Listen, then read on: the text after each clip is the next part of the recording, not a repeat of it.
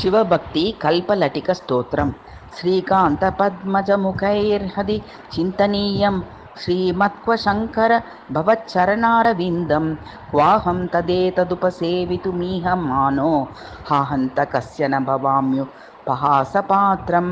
अद्राक्षमङ्घ्रिकमलं न तवेति यन्मे दुःखं यदप्यनवमृश्य दुरात्मतां स्वां पादाम्बुजं तव दिदृक्ष इति दृगागः पातो नले प्रतिकृतिर्गिरिशेतयोर्मे दौराम्यतो मम भवत्पददर्शनेच्छा मस्तुस्तयापि तपसा भजनात्मिकेति स्यादीशितुर्मयि दयैव दयामकार्षि रश्मादिभिः प्रहृतवत्सु न किं विभो त्वं दुःखानलोदर निपात न दूर्वदेश्वे त्वक्काङ्गना सुतमुखेष्वनुराग आगाह स्याते ऋषे तव दयालुतया त्वदान त्यादैर्विभो तदवधूय विभर्षि चास्माम् ईशानरच्युतुमि मान्यदपेक्षसे त्वं नात्यादिकं तदपनेतु मतिप्रसङ्गं किं हीयते तदनुपादिकृपालुताते संवित्सुखस्य न हि ते प्रियं वा अप्याहर प्रहर संहर वाग्वदस्य त्रायास्युपात्तममुना मम नाम हीति एवं विभो तनुभृता मवनेऽप्युपाया मेषीं कथं परमकारुणिकोऽसि न त्वं त्राता दया जलनिधिः स्मृतिमात्र लभ्यः चन्ताकसामिति भवदशसाख्यतात्मा स्वामस्मरम्बत मलीमसतामलज्जो भक्तिं भवत्यभिलषामि दिगस्तु यन्मां शर्माप्तिरात्रिविह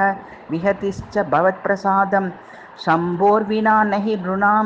स च नान्तरायां यस्यां विधिं स्वभुगमपि क्षमते समं तां त्वद्भक्तिमिच्छतु न कः स्वविनाशभीरुः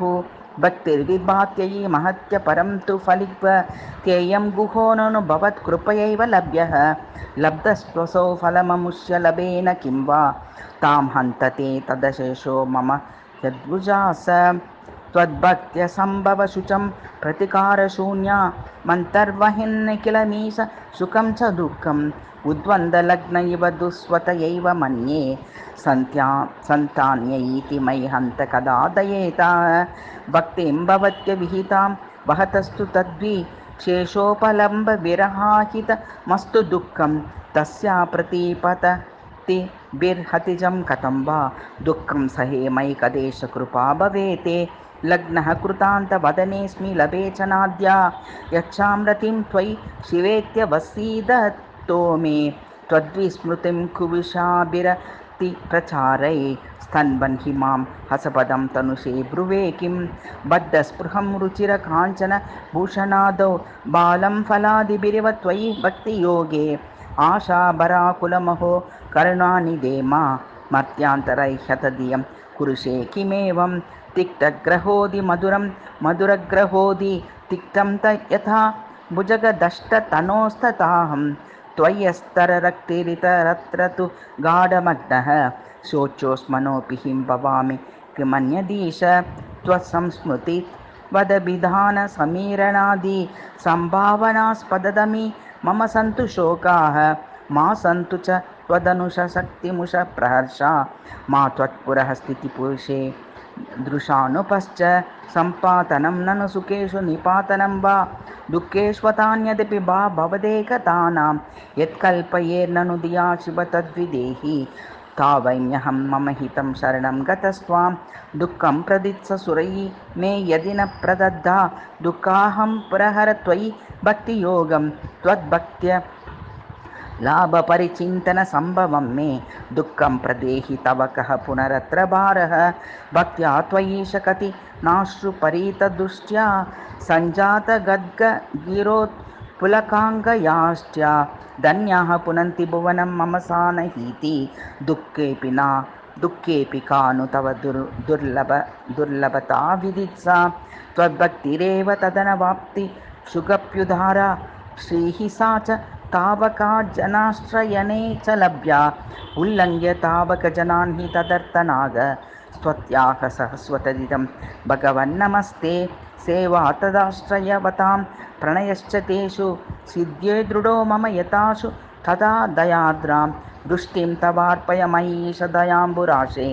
मैवं विभो विमुखता मयि दीनबन्धो गौरी सकं हिमकर प्रभवम्बुदादं श्रीजानिवा शिव पुरस्तव तज्जुषो ये ते त्वां श्रिता वहसि मूर्नि तदङ्गर्रेणुं त्वत्सेवनं मम कथं नु यद्दयां विनेते त्वद्भक्तिकल्पलतिकां कृपयार्पयेश मच्चिस्तस्मिन् भवदीयकथासुधाभिः तां वर्धय त्वदनुराग फलाढ्यमौलिं तन्मूल एव खलु मुक्तिफलं चक्रास्ति